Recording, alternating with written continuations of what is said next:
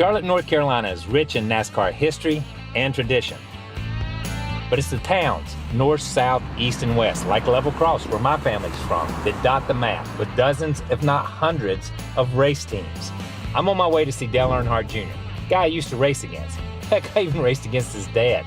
But now we do NASCAR broadcasts together. We all know that about Junior, but there's so much more to him. So I can't wait to catch up with him, as this edition of Dinner Drive takes us to Mooresville, North Carolina. I'm Kyle Petty, race car driver, musician, speed enthusiast. I know where I found my passions in life, but I'm always curious about where others found theirs. And I've figured out over the years, the best way to get to know someone better is over a little food. So I'm hitting the road to catch up with some friends to hear their life stories, and you're invited. Pull up a seat and join us for this edition of Dinner Drive.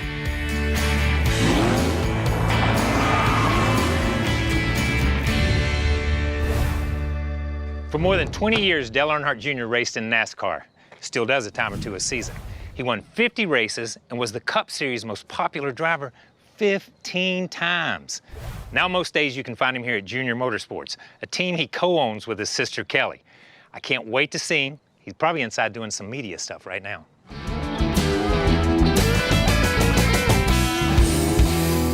There you are. How's it going? What are you doing? Come see you, man. Come see you. Yeah, what do you think? I don't know. What do you think? What do you think of my place, man? Well, Junior Motorsports. You ain't never been here. I've never been here, man. Yeah. What is this? You're busier now than you were when you drove. Did you think retirement was going to be this easy? You know all about that.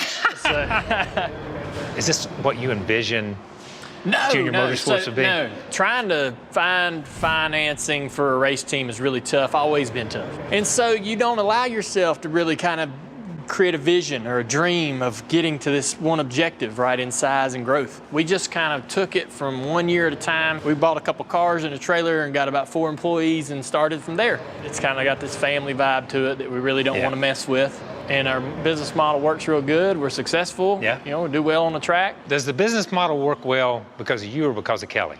Kelly. Yeah, Kelly and a few other people in here. I really don't have a lot of hands-on involvement with it. I really don't. Walking through here, I saw a couple of old cars. I know you've got the Graveyard, man. What was that all about? They were phasing out the old Monte Carlo body in 2001, 2002, and going to a newer body. So they'd cut the whole body off and build a wood frame to hold it and stand, keep it upright. And I would set them in the yard in my house. And I only had about 3 or 4, and I'd call them yard ornaments. Yeah. And eventually we got a little more sophisticated, started putting those in the woods. And so, you know, we'd start taking these cars, and some of them had stories, you know, some of them had been in some spectacular wrecks, or some of them had won races, and we started accumulating more and more cars that we owned, only our stuff. Yeah.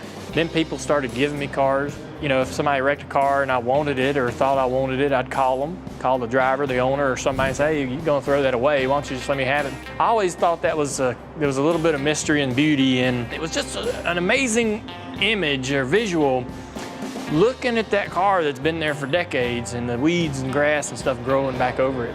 You're like me, you just grew up around race cars. If you had to pick one car over your whole life, race car, street car, I don't care. What's a car that really has special to you? Well, it's probably my little S10 pickup truck. Stop.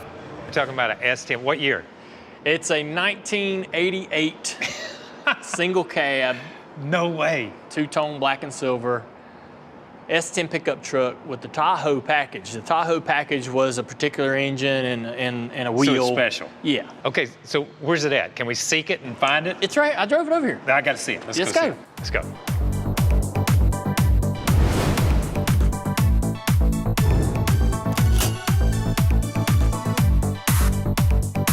I gotta be honest with you, dude. Yeah.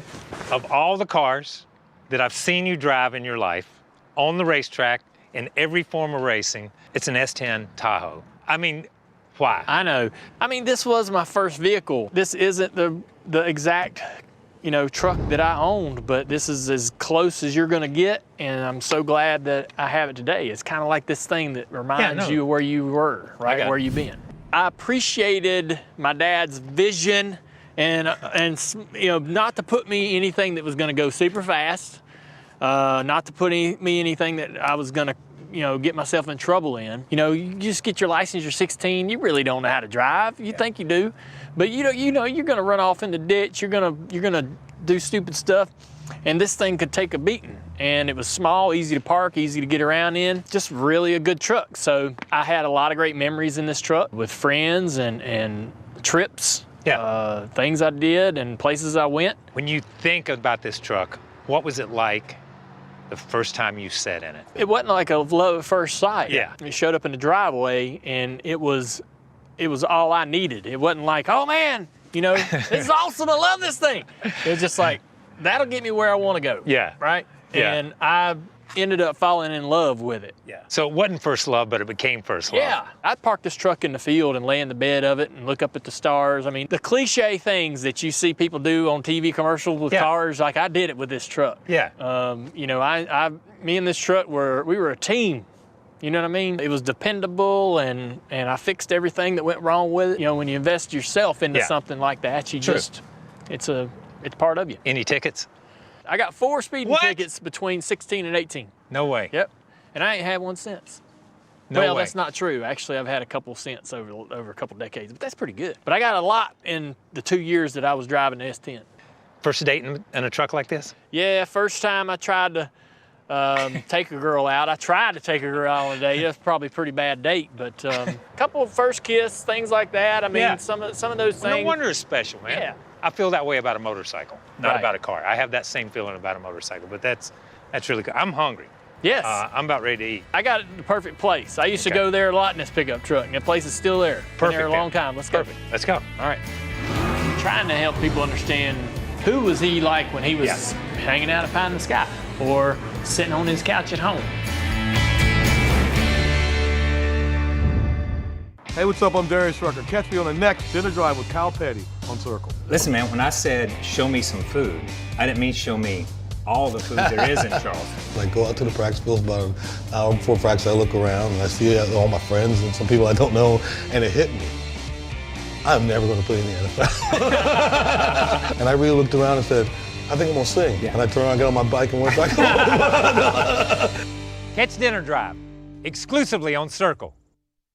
Charlie, I think that filming Crank It Up Garage was one of the coolest, funnest, most awesome experiences that we've ever had. I can't argue with you, Kenny. From concept right here in your garage to the road to visiting the cool people in America and seeing some builds that, honestly, one of the best times of my life. How about those shops, man? How about the shops? Talking about tools, man, and talented people. But man, I cannot wait for the audience, for all of y'all out there, to see and hear these stories, to meet these amazing, talented, creative, super hardworking individuals, and how they take ideas from concept to reality and create some of the coolest rides in the world, man. If it rides, glides, floats, or flies, or moves otherwise, you're gonna see it right here on Big Kenny's Crank It Up Garage TV on Circle.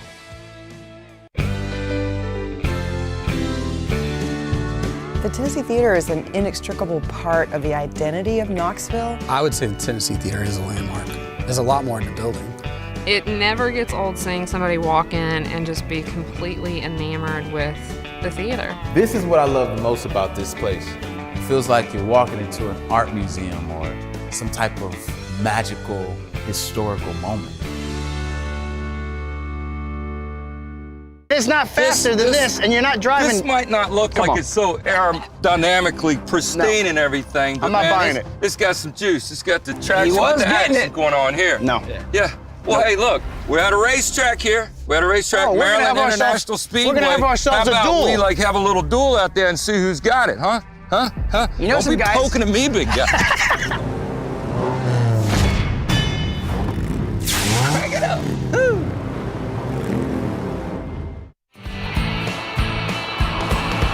All the cars the man has, all those race cars, his dad's cars, the junkyard cars. Cannot believe that S10 is his most sentimental favorite car. Even though the racing industry has exploded in this area over the last 3 or 4 decades, Main Street Mooresville and downtown Mooresville, man, it really hasn't changed a lot at all. Pie in the Sky Pizza.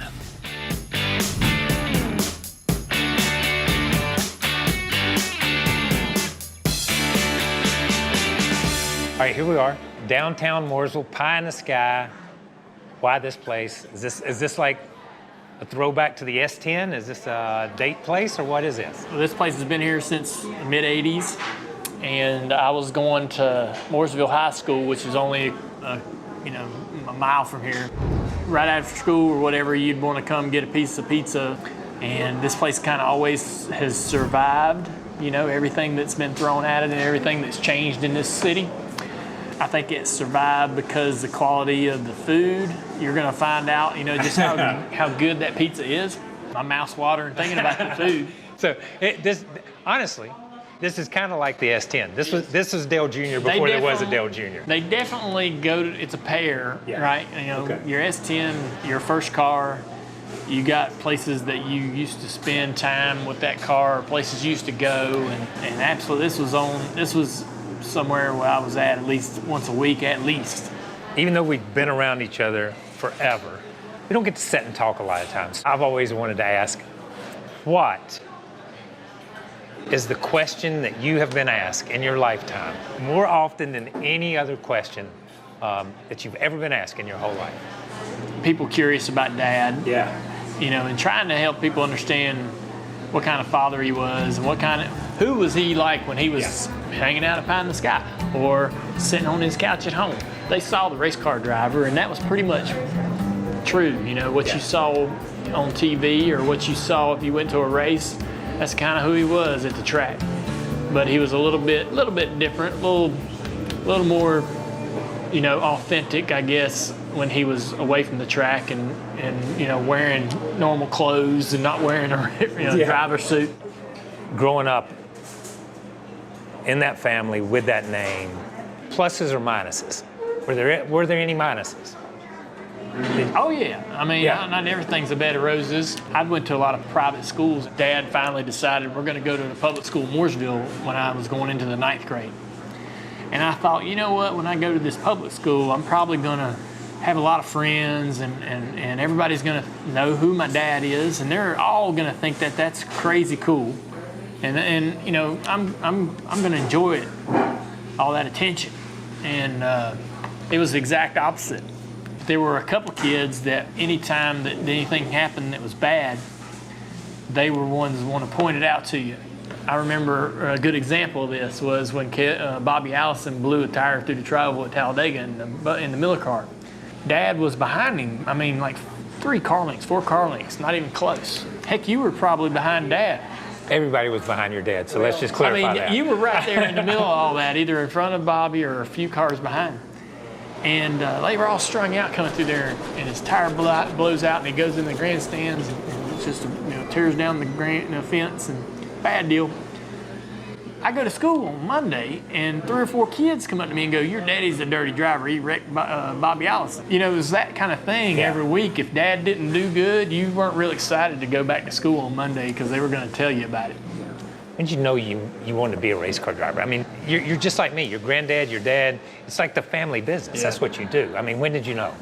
But one day, I remember it specifically, 13 years old, sitting on the couch, and I looked at Dad, and he was sitting there watching TV, and I said, "Dad, I can't wait to race." And he just brushed it off. And then one day, me and my brother are sitting at a picnic table. Dad walks by and threw down a sports paper. And the article said, "New Street Stock Series starting at Concord Motor Speedway." That was it. And I went over to Sabco and got one of Michael Waltrip's crash cars from the backyard. It was bent center section they were going to throw out. Daddy cut that 4-point off, cut the roof off of our 79 Monte Carlo, and he put the roll cage in it. Me and Carrie were like this ball at the top of the hill that just needed that little small shove. And it was that article in that paper. Daddy said, "Hey, read that article." Yeah. And it was all we needed. We were completely clueless as to how to make it happen until Daddy showed us that article, and we went, "Here it is, all the answers," and we just went and did it. My granddad drove race cars and made 11. Your granddad did it. My dad and your dad came along and did it at the same time. And then you and your sister Kelly have carried on that tradition and that part of the legacy that your grandfather Ralph started back in the 40s and 50s. Yeah. I mean, we all know we take from the sport. Yeah. We all take from it. But how important is that to give back to it? So Dad won 7 championships and 80-some races, 70-some races. I wanted to do things in the sport that would matter, and I wanted to make an impact. I wanted to leave a footprint. And as I realized that 7 titles or anything like that was not going to really be what my mark was going to be, I had to figure out another way to leave it. As you're running your team and trying to make it work and trying to get it better, you're starting to see people sprout out of there and go places to become, go to the next level. They sort of they graduate or they get called up if you're, like a AAA baseball team. And I'm thinking, I'm leaving my mark this way. Here's another way to leave my mark, to have this sort of influence on a career for someone else, right? So that's really what became the motivation. Since I was unable to, accumulate the success on the racetrack that Dad did, I feel like that, I was an asset some other way. Yeah. That's cool. I'm gonna tell you, we're gonna talk some more, but I'm about to start. I know. Okay, so I got to get some pizza here. All right. Well, let's get some pizza. Let's get it. You're gonna like it. It's good pizza. From that moment forward, I was no longer able to take those standard crashes that you're going to get into. At what point do I need to say I'm playing with fire? Hey, what's up? I'm Darius Rucker. Catch me on the next Dinner Drive with Cal Petty on Circle. Listen, man, when I said show me some food, I didn't mean show me all the food there is in Charleston. Like, go out to the practice field about an hour before practice. I look around and I see all my friends and some people I don't know, and it hit me. I'm never going to play in the NFL. And I really looked around and said, I think I'm going to sing. Yeah. And I turned around, got on my bike, and went back home. Catch Dinner Drive exclusively on Circle. Hi, I'm Clint Black. Tune in for my show, Talking in Circles. This week, I got a little bit Mo from my buddy Kev Mo. The way I was musically, the singer would excite the audience with the singing. When I sang, no one got excited. But I found out that there was songwriters that were writing songs that the song would excite the people. I said, let me go that way. Tonight at 10, 9 Central, after the Opry. Coming up on this season of Authentic America, we meet some four-legged friends. Down on the farm and in the wild. Of course, we found some great food. Some libations to wash it down with. And we can't forget dessert. And if you're into speed, we found it on the ground, in the air, and on the water. And we see it all on 2 wheels on Authentic America.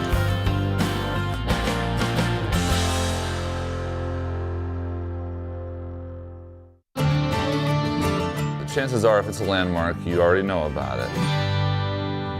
You feel the history. There is something there that is just spiritual. It is the mother church of country music. There's a vibe and electricity. This is a special place. This is the best music in the world. It never gets old to be in that room. These places need to be celebrated.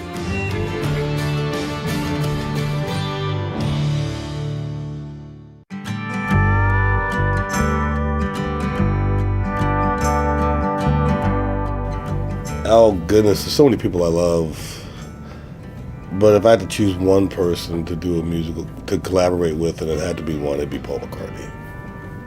I'm such a huge Beatles guy, and McCartney's always been my guy. I think to get to do a song with him, I might retire after I did that. You know, if you're gonna work with McCartney, you gotta do an original. And he's one of the greatest songwriters in the history of the world.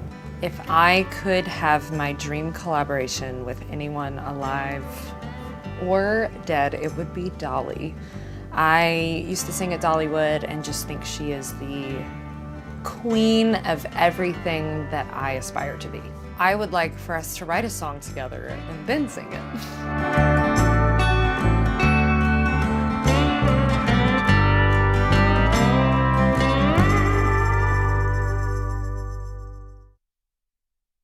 Let's go, baby! Welcome to Circle's Country Countdown, where we make the lists, our panelists fill in the blanks, and you fire social media messages at us to let us know what you think. So far, I'm liking what I'm seeing.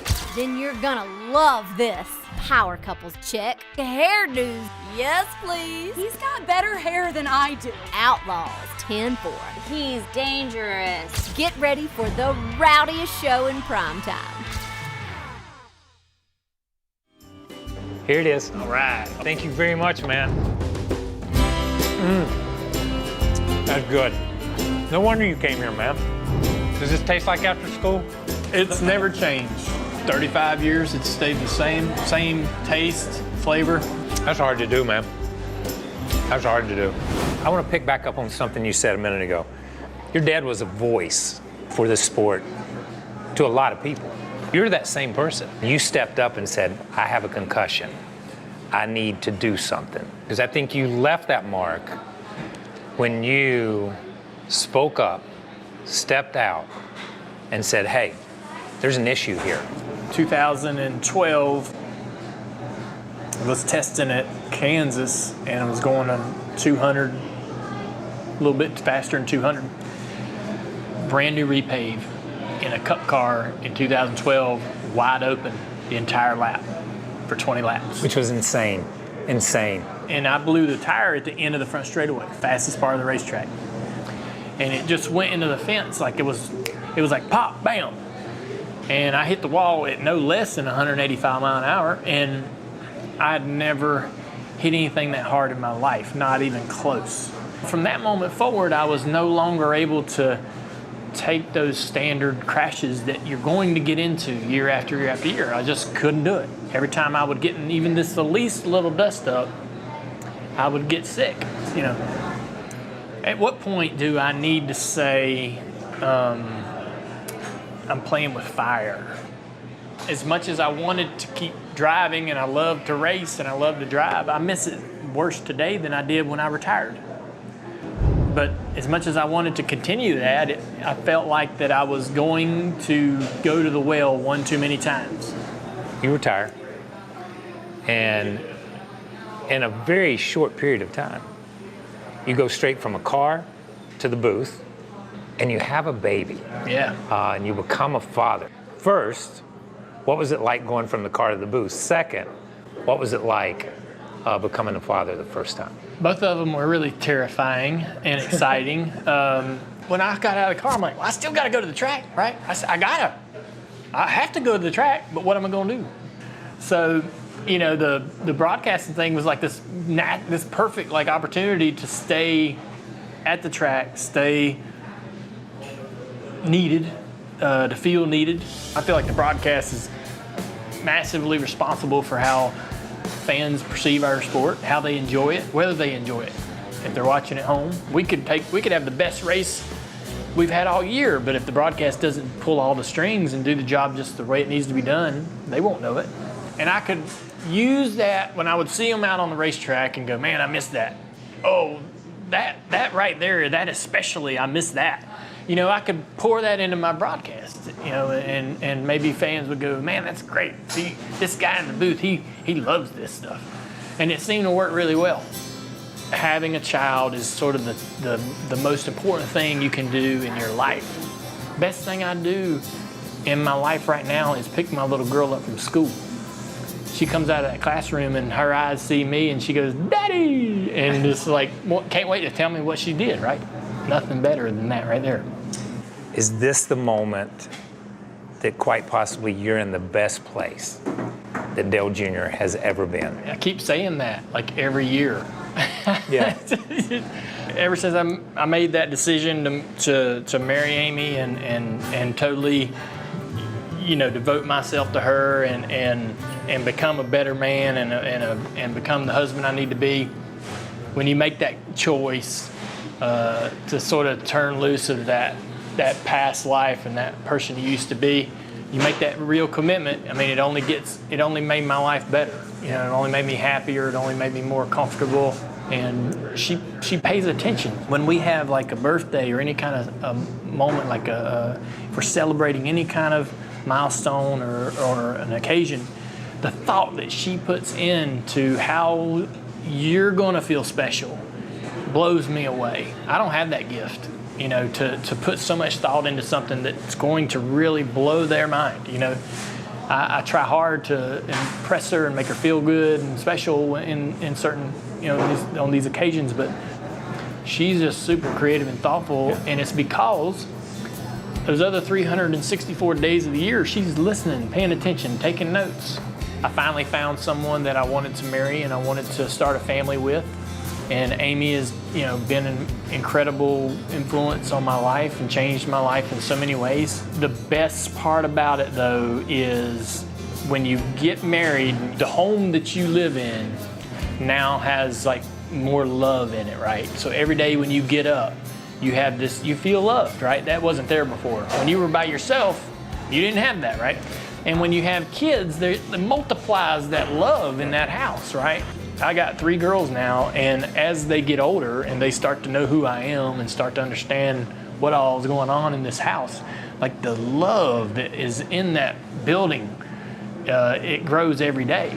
So it's the little things that make love grow, and it's the little things that have made your life whole.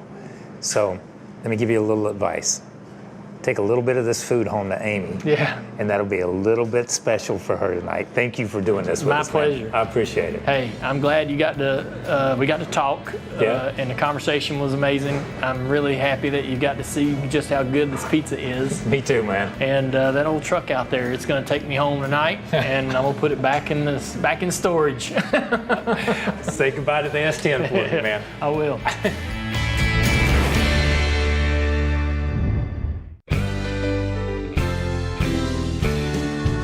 The Tennessee Theater is an inextricable part of the identity of Knoxville. I would say the Tennessee Theater is a landmark. There's a lot more in the building. It never gets old seeing somebody walk in and just be completely enamored with the theater. This is what I love the most about this place. It feels like you're walking into an art museum or some type of magical, historical moment. Hey, what's up? I'm Darius Rucker. Catch me on the next Dinner Drive with Cal Petty on Circle. Listen, man, when I said show me some food, I didn't mean show me all the food there is in Charleston. Like, go out to the practice field about an hour before practice. I look around and I see all my friends and some people I don't know, and it hit me.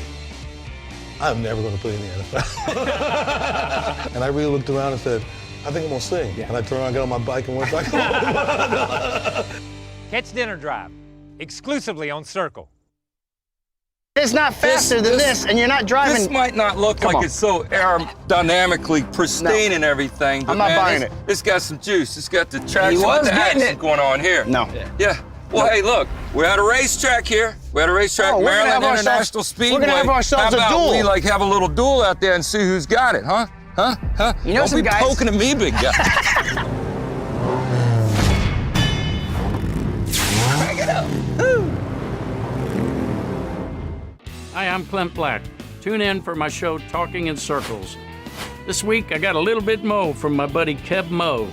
The way I was musically, the singer would excite the audience with the singing. When I sang, no one got excited. But I found out that there was songwriters that were writing songs that the song would excite the people. I said, let me go that way. Tonight at 10, 9 Central, after the Opry. Did Amy call in an order? Amy called in an order I got to take home when we're done today. And I'm just telling you, because if you don't get the order right, then he's not going to be in trouble. I'm the one that's going to be in trouble. They know the order before we even have to Okay, that's it. I'm sorry. I'm sorry. That's true. If he gets it wrong, we correct it. Yeah, I get the order. I get the order. We cover his bases for him. Yeah. Thank you guys for having us. We appreciate it. We can't Thank you. Looking Forward. I got to tell you, he's been so good to us over the years. And you know, if I tried to count how many pizzas, I'd run out of fingers and toes. So I bet it's more than 88. More than 88. More than his card number. Man, what a fun day. Got to hang out at a race shop, got to talk old pickups, had some great pizza, and I love pizza, and that was fantastic. But just being with Junior and having that little bit of insight into who Dale Jr. is outside the race car, his love of family, how important Amy is to him, how important those little girls are to him, how his life has changed outside that race car. Pretty amazing to me and pretty special moment. I loved hanging out with Dale Jr. Hope you guys enjoyed it, and I hope you tune in next time for another episode of Dinner Drive.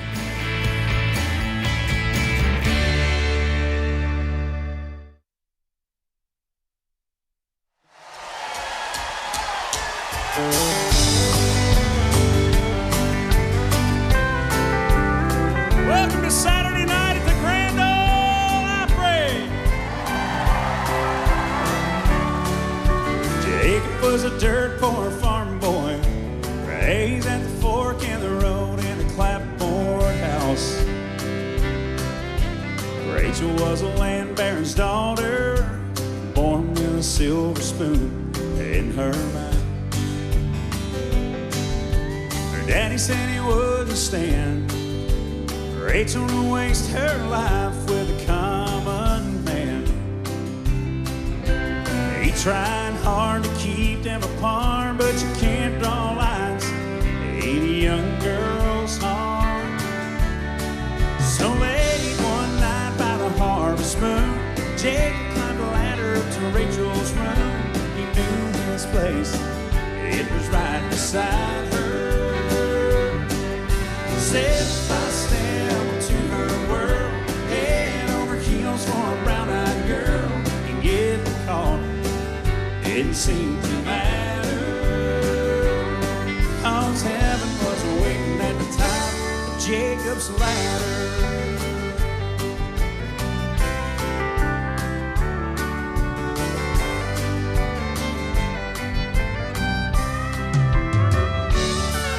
It'll be 5 years September since your daddy found a ladder and a note on her windowsill.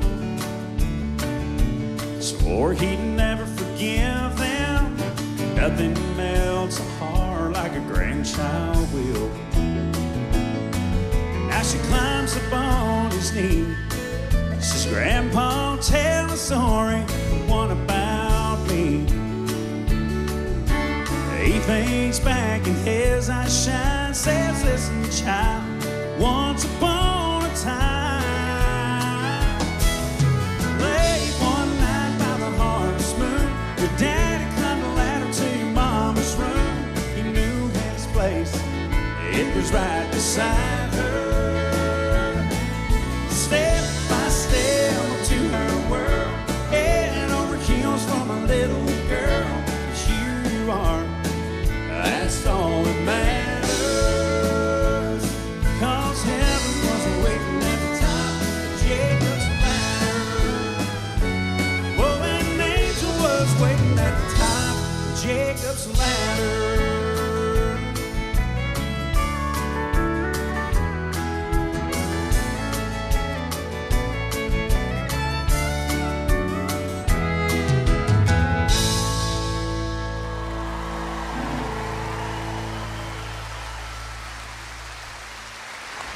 Mark Wills right there, launching us into a night of celebration.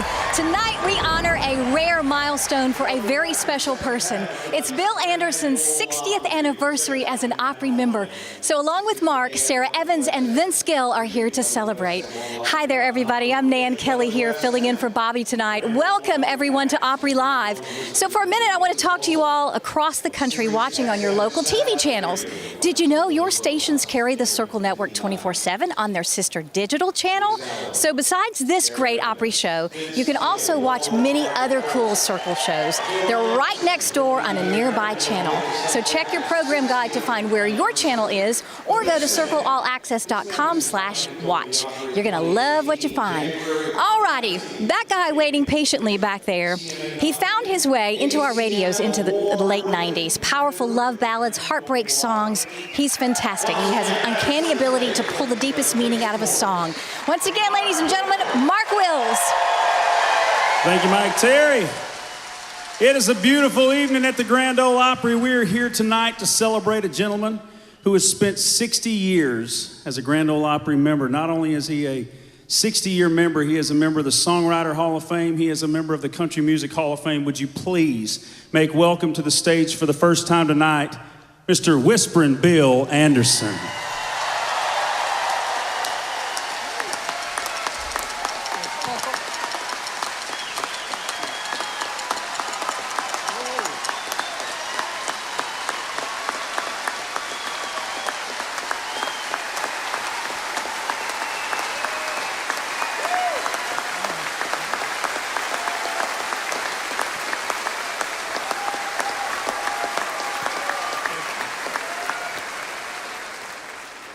Don't get any better than that, my man. Wow.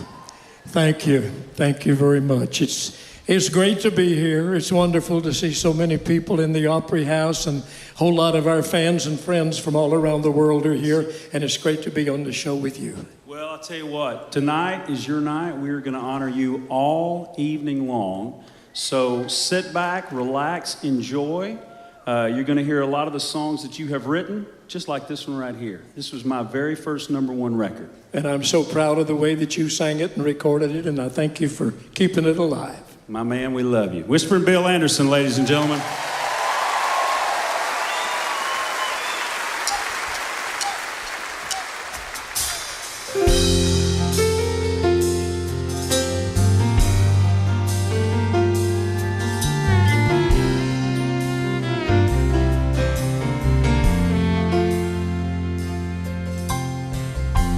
They kissed goodbye at the terminal gate. She said, you're gonna be late if you don't go. He held her tight, said, I'll be alright. I'll call you tonight to let you know. He bought a postcard on the front, it just said, with a picture of the ocean and the beach, and the simple words he wrote her. Said he loved her and they told her how he'd hold her if his arms would reach. Wish you were here, wish you could see this place. Wish you were near, wish I could touch your face. The weather's nice, it's paradise, it's summertime all year. There's some folks we go, they say hello, I miss you so, wish you were here.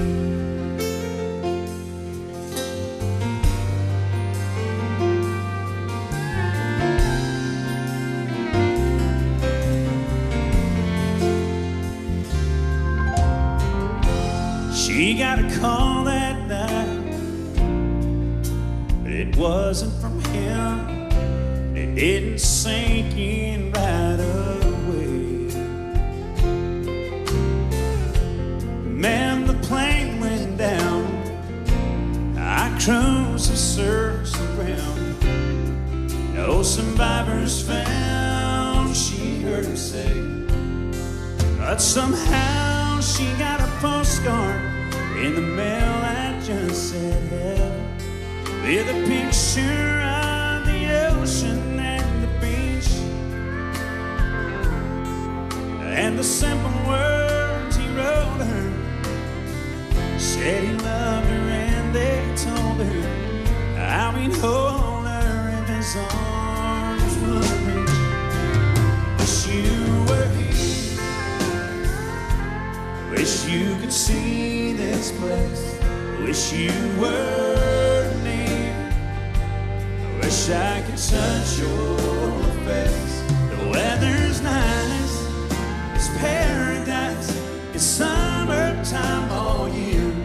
There's some folks we know, they say hello, I miss you so, wish you were here. The weather's nice, in paradise, it's summertime all year. And all the folks we know, they say hello, I miss you so, wish you were here.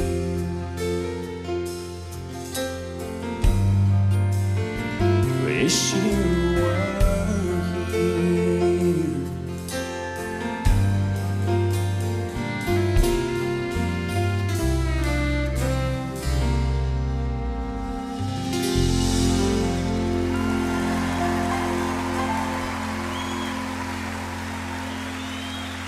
Tonight's Opry performance is in association with AARP Fraud Watch Network. Mark Wills, wish you were here. And if you're wishing wishing you, he was here. He's coming over right now. Oh, buddy, we love you. Oh, I love you. How you doing? Man, I had to break away and not listen to you because I'm tearing up over there. That song just does it to me every time. You know, I've been very fortunate throughout my career to have a lot of songs that mean a lot of things to a lot of folks, and that song right there is probably one of the biggest for me because it was my first #1. Absolutely. So to be here tonight and to get to honor Bill and get to do that song for him tonight is just amazing. Well, I'm Nan Kelly. I'm filling in for Natalie Stovall. All the live streamers are watching right out there, Mark, while TV and radio are at their commercial breaks. And Mark and I were talking about, before the show started, Bill wrote that song. Who did he co-write that with? He wrote that with Bill Anderson, Skip Ewing, and Debbie Moore. Wrote that one. What did you think when you first heard that all those years ago and it became your #1 song? Oh, I was just blown away. I was blown away by the storytelling. You know, I love great story songs. And so that was one of those that just meant the world to me.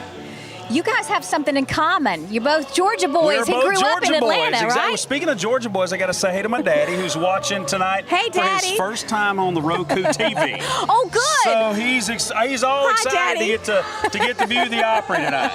Well, we know what this night means to you to be here with Bill. So go backstage and celebrate with him. Mark Wills, everyone, thank you so much. Great job, Nan. We love you, bud. Give your wife, Kelly, is she here tonight? She is. Give her a hug from me. I will tell her hello. God bless you, Good to Mark see you. Wills. Okay, this is going to be an amazing night. I said this on Facebook. This is probably one of my favorite lineups in the Opry in years. So honoring Bill Anderson tonight, his 60th anniversary as a Grand Ole Opry member, you picked a stellar night to watch. You saw Mark Wills. Guess who's coming up? Sara Evans, and also the fabulous Vince Gill is on board. And you guys are excited. I'm going to grab the iPad and read some of your comments because Elaine Harcart is watching from Warner Robins, Georgia. Elaine, hi there. Warner Robins is a great place. Scott Raymond says, go Canada, go. And Antolin Urate says, because I don't want to be anywhere but right here tonight. Well, you picked a great night celebrating Bill Anderson. Not everyone could be here, so we have some great video clips. Check out this first one from Kenny Chesney.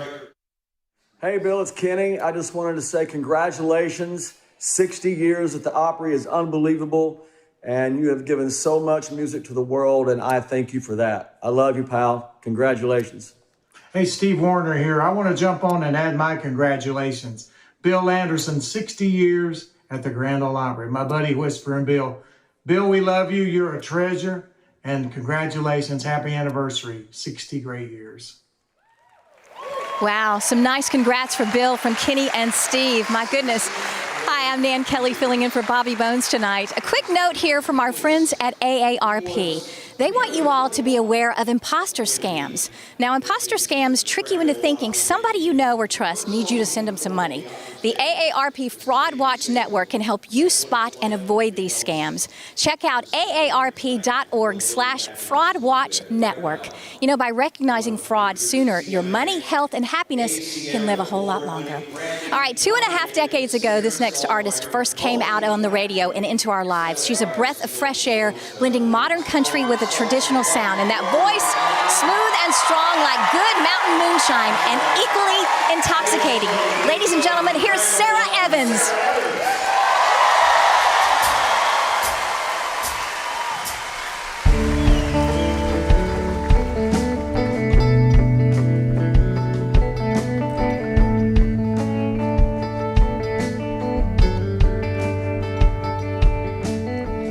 Woke up late today and I still feel the sting of the pain, but I brushed my teeth anyway. I got dressed through the mess and put a smile on my face. I got a little bit stronger, riding in the car to work and trying to ignore the hurt. So I turned on the radio. The stupid song made me think of you. I listened to it for a minute, but then I changed it. I'm getting a little bit stronger, just a little bit stronger. And I'm done hoping that we could work it out. I'm done with how it feels, spinning my wheels.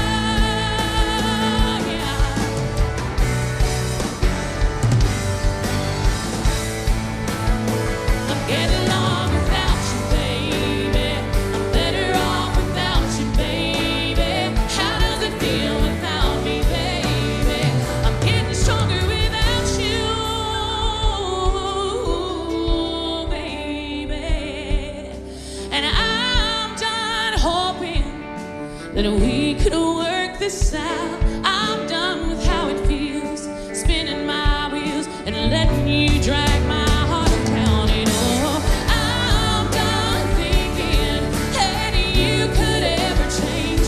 I know my heart will never be the same, but I'm telling myself I'll be okay, even on my weakest days. I get a little bit stronger.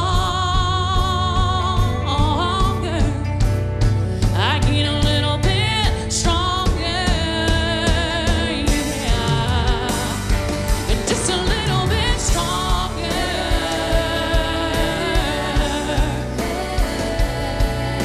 A little bit, a little bit, a little bit stronger.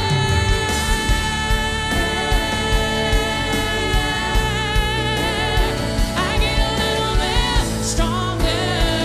Oh, yeah, yeah.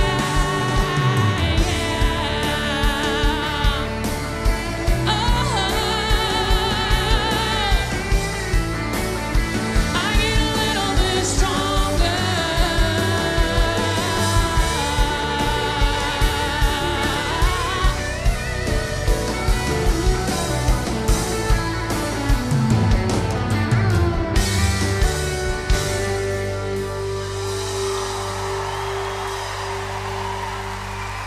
Thank you so much. How's everybody doing tonight? It's such an honor to be here at the Grand Ole Opry, and I always say this, but I get so nervous for the Opry because you want it to be perfect, and Vince Gill's watching me. And Vince Gill's one of my idols, so how did I sound? Is it okay? I'm so nervous. I got to meet Bill Anderson right after I moved to Nashville, and he actually pitched me this next song, and I recorded it on my very first album, 3 Chords and the Truth. And I've only performed this song live maybe a couple of times in my entire career, so we are very, very honored and want to wish a big congratulations to Bill, Whisperin' Bill, for 60 years of being a member at the Opry. That's just incredible. So, yes, right now we want to do a song for you that I absolutely love, and we've been so happy to bring it back out. It's called Walk Out Backwards.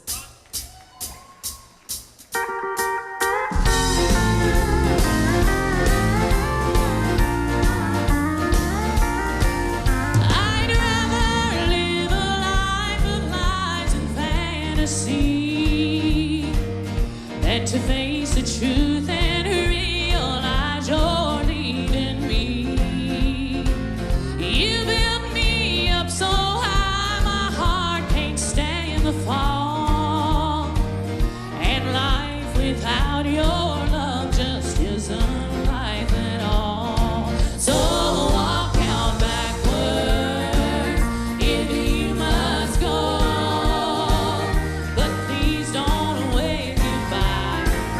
Just wave one last hello. The truth won't hurt so much if I can just pretend. So walk out backwards and I'll thank you walking in.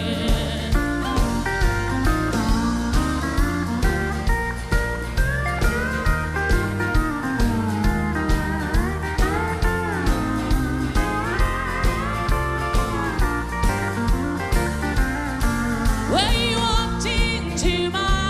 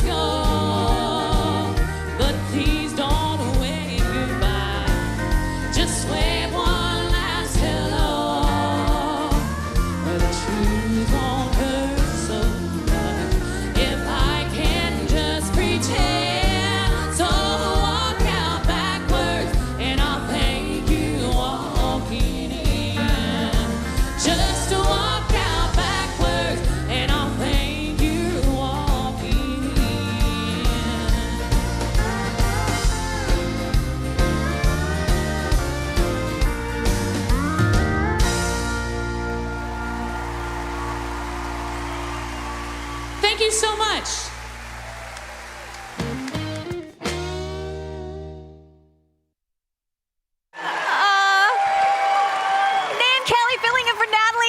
Sara Evans, fresh off the stage. Well, we're still on the stage. Yes. Wonderful job, girl. How are you? Thank you. I'm a little bit just in awe that I'm, on the Opry again, and Vince Gill was watching me, and Bill Anderson is here. It's very surreal. You said I'm nervous. I don't ever think I've seen you nervous. Well, I have a little cold, and so I'm struggling a little bit with being a little bit hoarse. So anytime that happens as a singer, it's just like, oh my gosh, why? We can't tell. So, but it went great. We can't.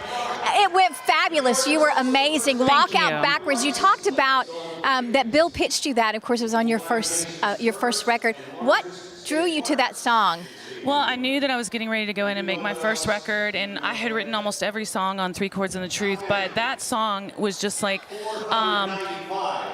perfectly country to me. And Dwight Yoakam's producer produced 3 Chords and the Truth, and so we were kind of making a little bit of a hillbilly record. And I just fell in love with it, and it's brilliant and clever. Walk Out Backwards, so I'll think you're walking in. I think it's brilliant too. What is it about Bill Anderson's writing? I mean, he's written for some of the biggest, you included. What do you think? I forgot that he wrote once a day, every day, all day long. Yep. Like he's just a very, very prolific writer. Yes. And that's a hard word to say. And just talking to him this afternoon at Soundcheck, he hasn't changed at all. No, has he? He's just a brilliant mind, and he knows country music very well. One of the most recorded country music songwriters in history. That's amazing. Go backstage and enjoy your family. I know Thank Olivia you. was out there singing with you, so Yes. go enjoy them. And my son Avery was supposed to be on stage with us tonight, but he got in late from a flight, and so he's very disappointed. But well, we say hey to Avery. Yes. We love you, Sara Evans. Thank you. Hello I to love all you your too. family. It's God great to bless see you. you. God Thank bless you. Good to see you too. Isn't she great? Sara Evans, everybody. So it is a big night here at the Grand Ole Opry. We have a packed house. I'm Nan Kelly filling in for Natalie while television and radio are at their commercial breaks. Have you seen some of our new programming on Circle? Big Kenny's Crank It Up Garage. Landmarks the stages of country music. We'll tell you a little bit more about that later. A lot of people here celebrating Bill. Some of them couldn't be here physically, so we have some videos. Check out Joe Nichols. Hey everybody, I'm Joe Nichols. I just wanted to say congratulations to Bill Anderson for 60 years on the Grand Ole Opry. That's a big, big deal, man. That's huge. Congratulations to you. We love you. Thank you so much for I'll Wait For You. What a big hit for me. You mean so much to everybody, man. Thank you so much for all the memories. God bless you, Bill. Hey, this is Jamie Johnson. I wanted to tell Bill Anderson congratulations on 60 years as a Grand Ole Opry member. And just know that we all love you. Still. Congratulations, Bill. That's great. Joe Nichols and Jamie Johnson there. How perfect. I'm Nan Kelly filling in for Bobby tonight. Well, this next man, there's so much to say about him. We all know he is very talented as a singer, a songwriter, and a guitar player. What you might not know about him is that he is one of the most generous people on the planet. He's played and sung on dozens of other artists' recordings. He's always raising money for local and national charities. And for pretty much the whole month of December, he and his wife play Christmas songs down at the Ryman. So in short, he makes the music industry better. He makes our community better. Heck, he even makes Christmas better. We are so lucky to have him in this world. We're lucky to have him here tonight. Celebrating Bill Anderson, here is Opry star Vince Gill, everybody. Thank you, folks. How we doing? Thank you, Michael. Oh, man. Love you right back. Thank you very much. So nice to be out. Nice to see you out and about and in the crowd. Along with Brad Paisley and Marty Stewart. Oh, God, it's almost been I don't know how long ago it's been, but we came and played here, and there wasn't anybody here. There wasn't a single soul, and we still kept the Opry going. We didn't want to lose that streak, and it was weird. Marty and Brad, we finished the song, and they said, "Is it weird to you?" And I said, "Hell no." I said, "I'm used to nobody being at my shows these days." But it's so great to be out here and celebrate 60 years of my dear, sweet friend, Bill Anderson, one of the greatest men to ever grace this stage, hands down.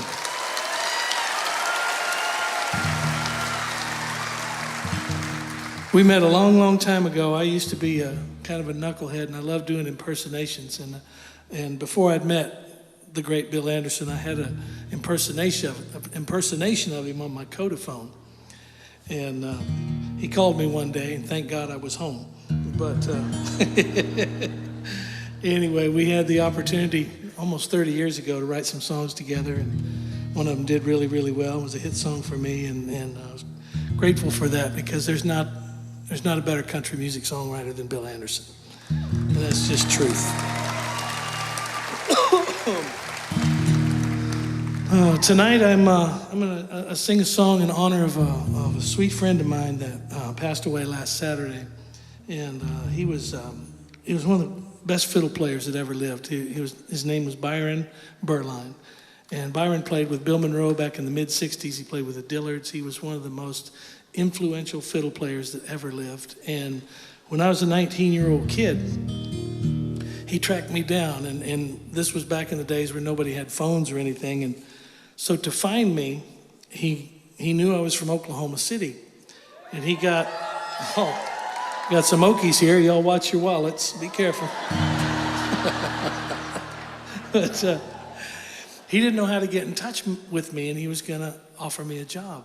And so he started calling all the Gills in the white pages of Oklahoma City, and he finally got my dad and asked him, "Do you have a son named Vince?" And he goes, "Yeah," and hooked me up. Well, anyway, Byron hired me to come out to Southern California as a 19-year-old kid, and it was by far, by miles and miles, the most important thing that ever happened to me in my career was getting to go out there and be surrounded by the people that Byron knew. And anyway, I sat down and just tried to tell a little story about me and Byron. It's called A Million Memories.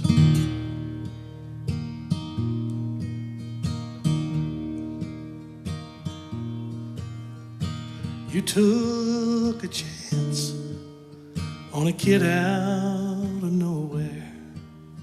I was young, just barely 19. In a white Ford Ranchero, a guitar and a banjo, I headed out west with a dream. You own the fiddle and me singing lonesome. You helped me believe that I could. They all love to hear you play Sally Gooden. Man, those days were nothing but good.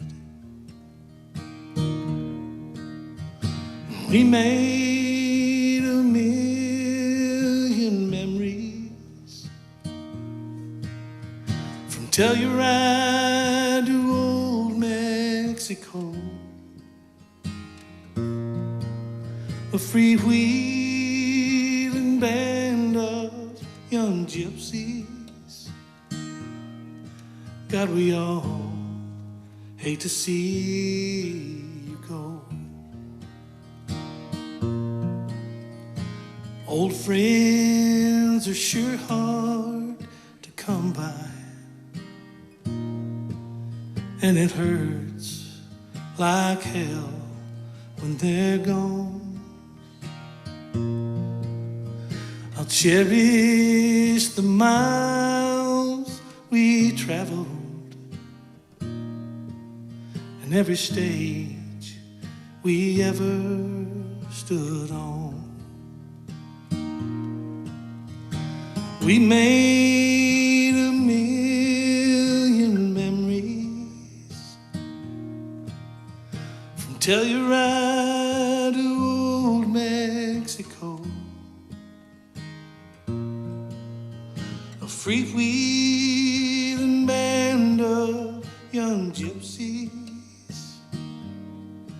God, we all hate to see you go. We made a million memories God, we all hate to see you go.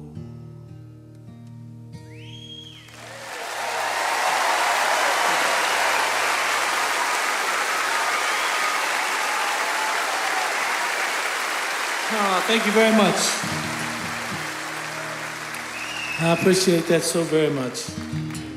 I'm gonna miss that guy, one of my dearest friends, very important in my career.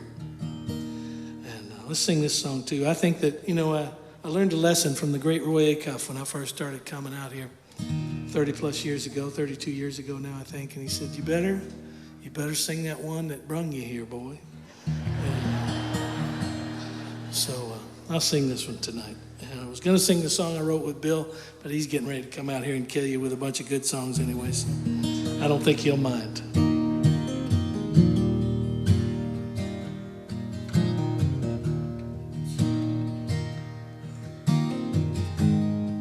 Thanks for coming out here.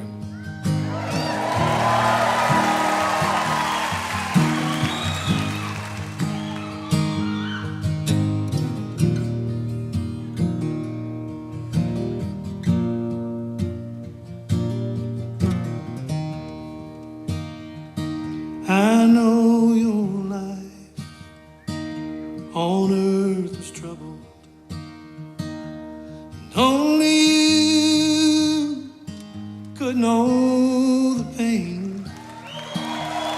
You weren't afraid to face the devil.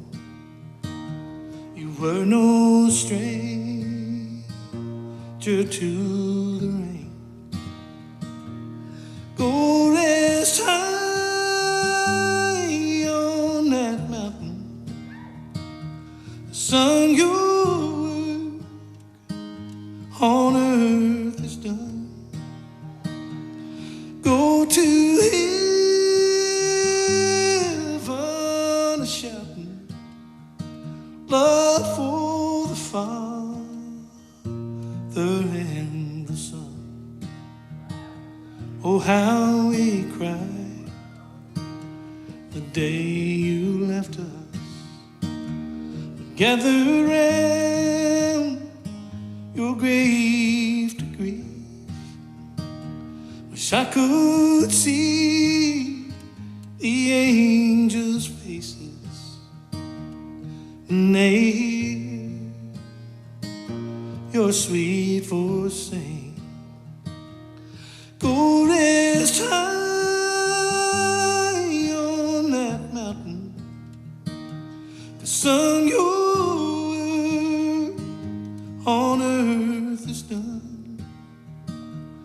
Go to heaven a-shouting love for the Father and the Son. You're safely home in the arms of Jesus. Eternal life, my brothers found. The day will come, I know I'll see him. That sacred place on that holy ground. Go rest high on that mountain. The sun, your work on earth is done. Go to heaven a-shouting love for the Father and the Son. Go to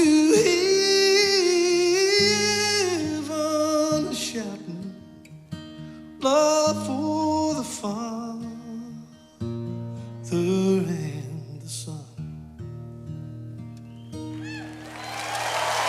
Thank you, guys. Enjoy the great Bill Anderson. See you later.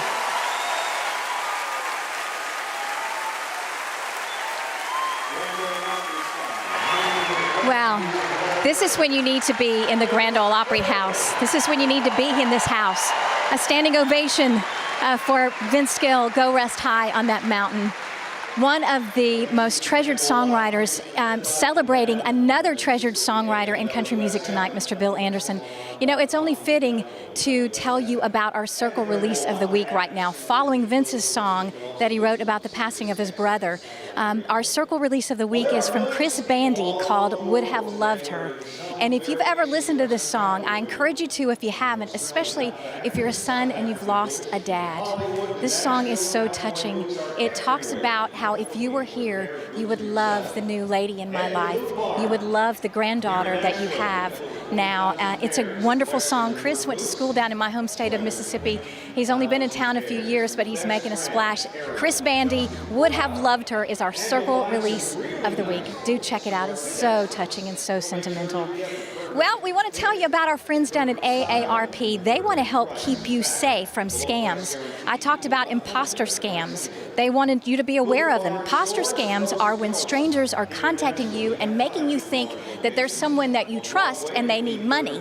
But they try to get you to send them money. But AARP's Fraud Watch Network can help you spot and avoid those scams. Go to aarp.org/Fraud Watch Network to get more information, because by recognizing fraud sooner, you can help your money, your health, and your happiness live a little longer. Well, I want to tell you a little bit about Bill Anderson. We talked a lot about his songwriting tonight. Did you know he was a TV star as well? Do you remember the TNN show called Fandango? He hosted it for several years.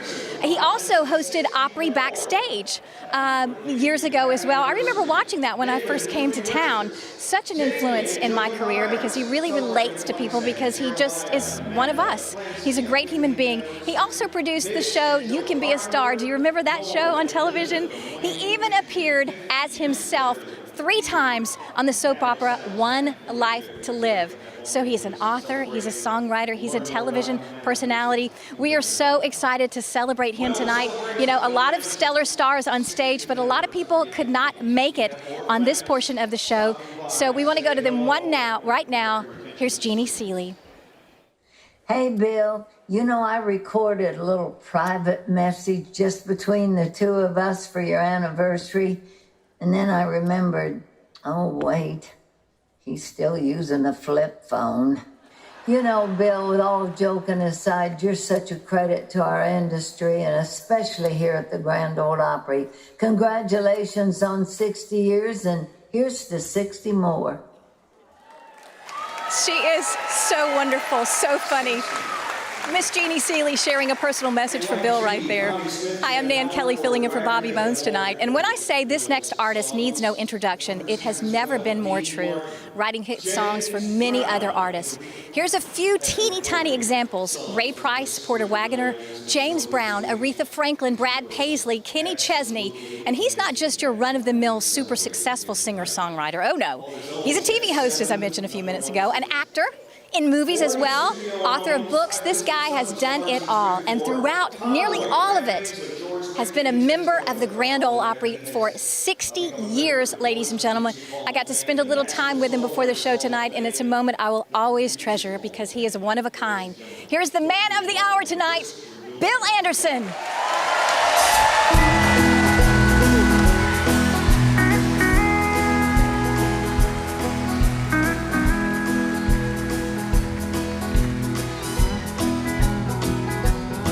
Thank you very much. They say you should dance with the one that brung you. This is the song I had out when they invited me to become a member of the Opry 60 years ago this week.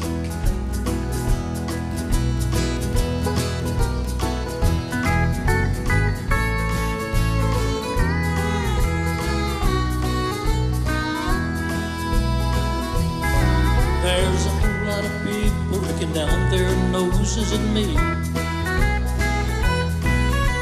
'cause I didn't come from a wealthy family. There was 10 of us living in a 2-room shack on the banks of the river by the railroad track, and we kept chickens in the pen in the back, and everybody said we was poor folks. But all he ever raised was us. He dug a 40 shepherds of dust. The Salvation Army gave us clothes to wear. A man from the county came to cut our hair. We lived next door to a millionaire, but we wanted nothing, said poor folks. We was poor folks living in a rich folks world. We sure was a hungry bunch. If the wolf had ever come to our front door, he'd have had brought a picnic lunch. My granddaddy's pension was $1.33. That was $10 less than the landlord wanted for rent. The landlord's letters got nasty indeed. He wrote, "Get out," but Paul couldn't read, and we was too broke to even pay heed. But that's how it is when you're poor folks.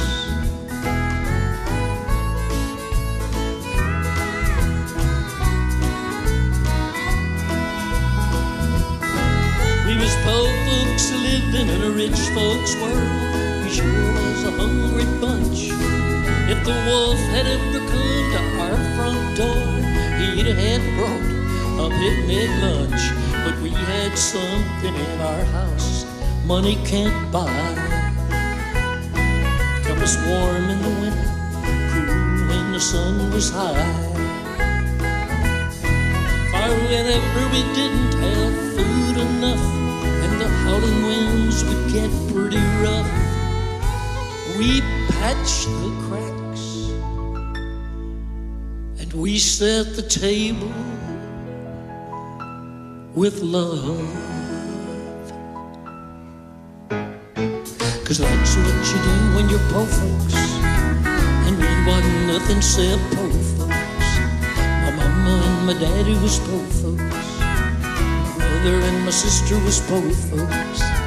My dog and my cat was poor folks. And these days everybody is poor folks.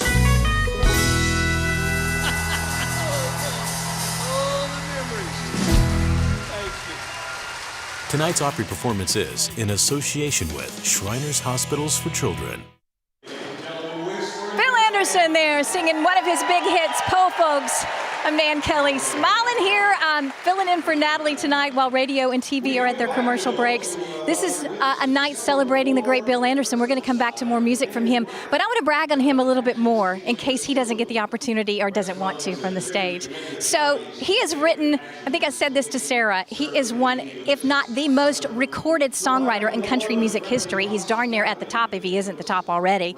So he wrote Brad Paisley and Alison Krauss' Whiskey Lullaby. He wrote Connie Smith's Once a Day.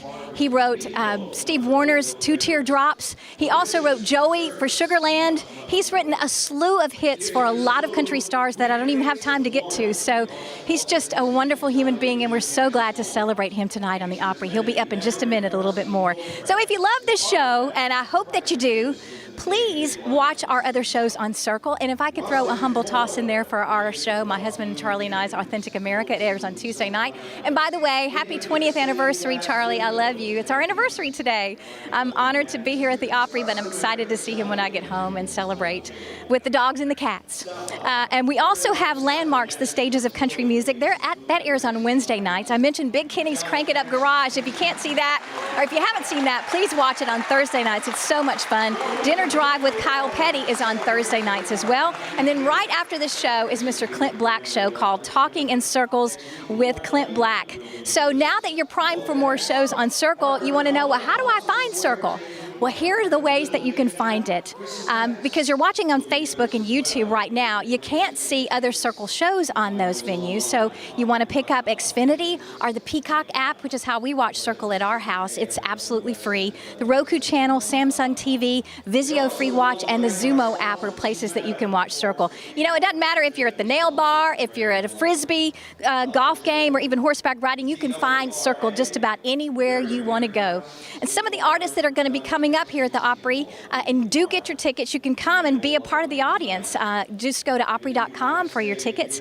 Little Big Town, Carly Pierce, Lindsay L., Lauren Elena, Jamie Johnson. We're at 100% capacity, and we want you to come and be with us. All right, I'm going to put my television hat on right now, so stay with us for our final break.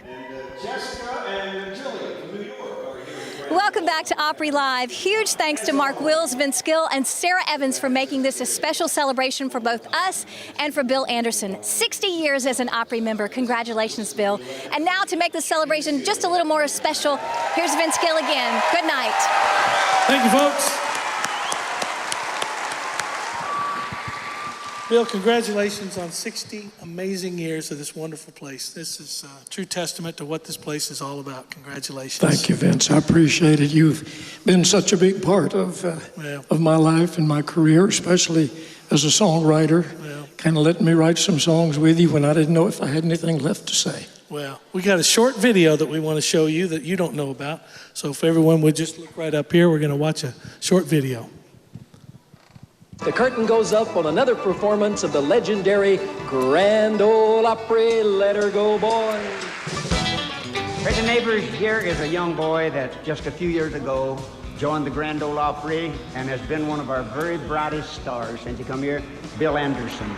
What more could anybody ask than to be on the first show at the new Grand Ole Opry House and to be introduced on this stage by Mr. Roy Acuff. This is the greatest night of my life, and I hope you'll enjoy this song.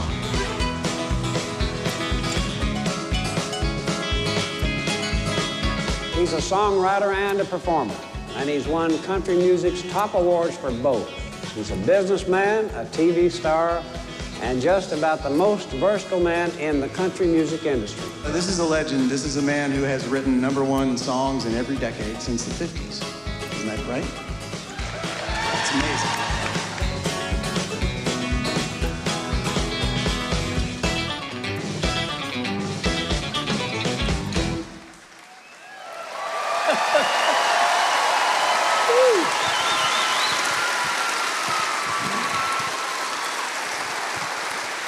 Ladies and gentlemen, let's all congratulate, let's give him a standing O, the great Bill Anderson for 60 years for being here at the Grand Ole Opry.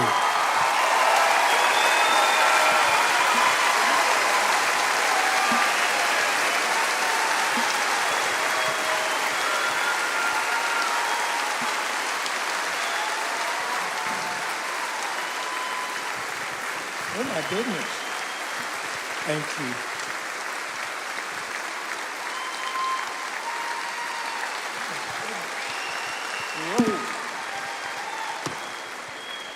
Wow.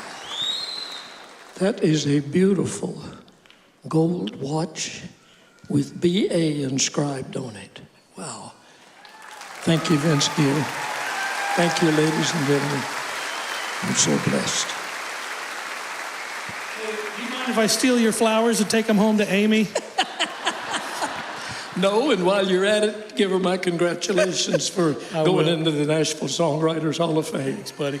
Would you grace us with a couple of more songs? I'd love to, Benny. Bill Anderson, everybody, 60 years.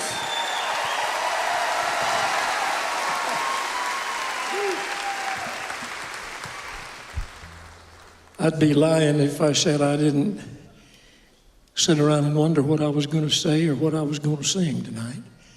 I knew I was going to do Po Folks because that's the one that brought me here way back 60 years ago. Lots of you probably never heard this song, but this is how I feel tonight. And I hope you'll enjoy it. The song is called Thankful.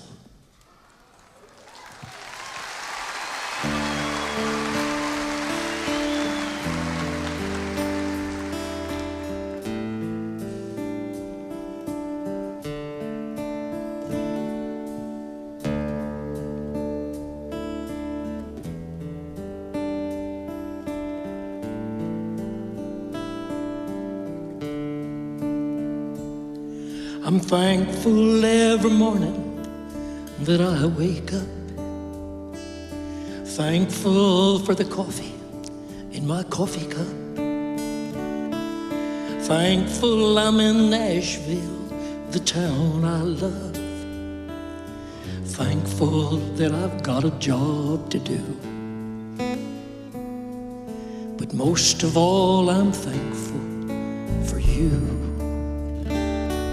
I'm thankful for once a day and city lights, for whiskey, lullaby, and the cold hard facts of life. I'm thankful for all the songs he's let me write, and I'm thankful for the Grand Ole Opry too. But most of all, I'm thankful for you. For without you, life wouldn't mean a doggone thing, and I'd just be a singer with no song to sing, a wounded bird grounded with a broken wing. I'm thankful that none of that is true. But most of all, I'm thankful for you.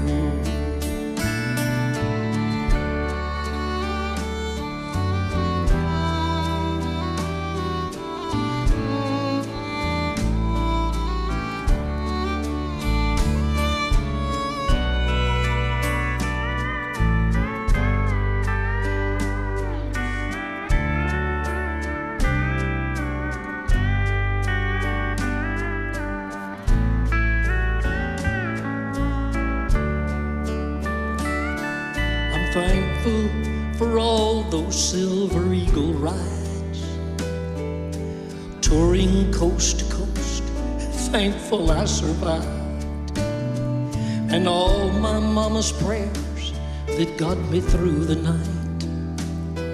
I'm thankful for the band and for the crew, but most of all, I'm thankful for you. I'm thankful for the ones I got to know who've passed, like Jimmy Tater, George IV, and Johnny Cash. The ones who didn't throw my songs into the trash. Oh, for old Jimmy Dean and Roger Miller too. But most of all, I'm thankful for you. For without you, life wouldn't mean a doggone thing, and I'd just be a singer with no song to sing, a wounded bird grounded with a broken wing. I'm thankful that none of that is true, but most of all, I'm thankful for you. Most of all, I'm thankful for you. Most of all, I'm thankful for you and you and you and you and you and you and you and you and you. I'm thankful for you.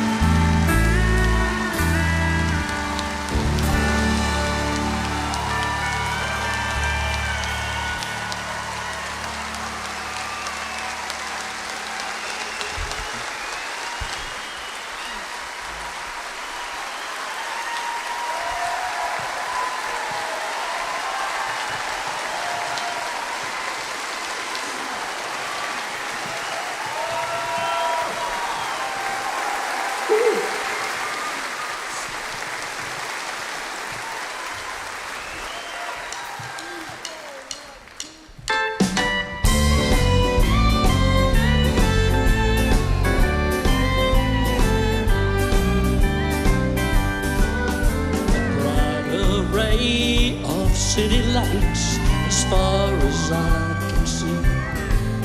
The great white way shines through the night for lonely guys like me. The cabarets and honky-tonks, their flashing signs invite broken heart to lose itself in the glow of city lights. Lights that say forget our love in a different atmosphere. Lights that lure are nothing but a masquerade for tears. They paint a pretty picture, but my arms can't hold them tight, and I just can't say I love you to street city lights. No, I just can't say I love you to street city lights.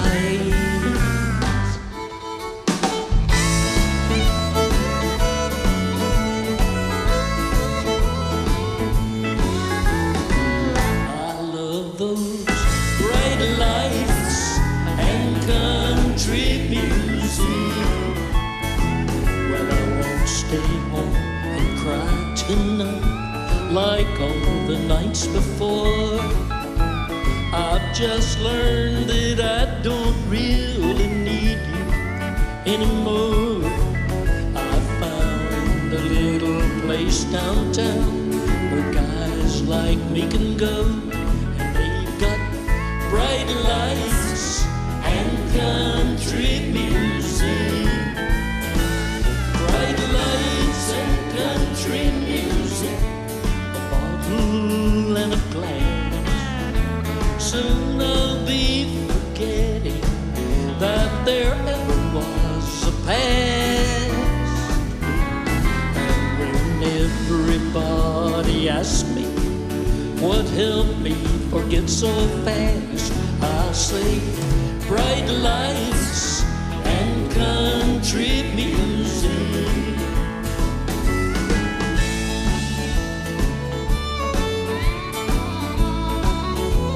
This has been my theme song at the Grand Ole Opry for most of these 60 years.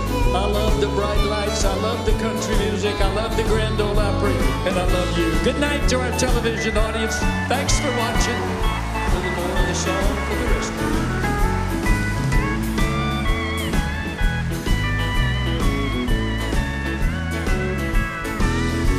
Table by the bandstand, a bottle filled with wine.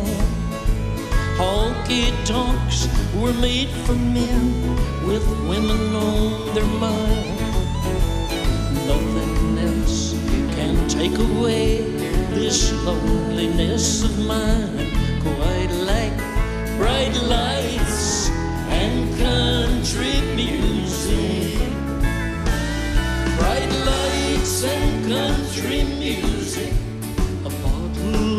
and a glass. Soon I'll be forgetting that there ever was a past. And when everybody asks me what helped me forget so fast, I'll say bright lights and country music, 'cause I love those bright lights and country music. Good night, Jay Bird. Good night, everybody. Thank you. I love you. Good night, Gabe. I love you, buddy. Ladies and gentlemen, a 60-year member of the Grand Ole Opry, Whisperin' Bill Anderson.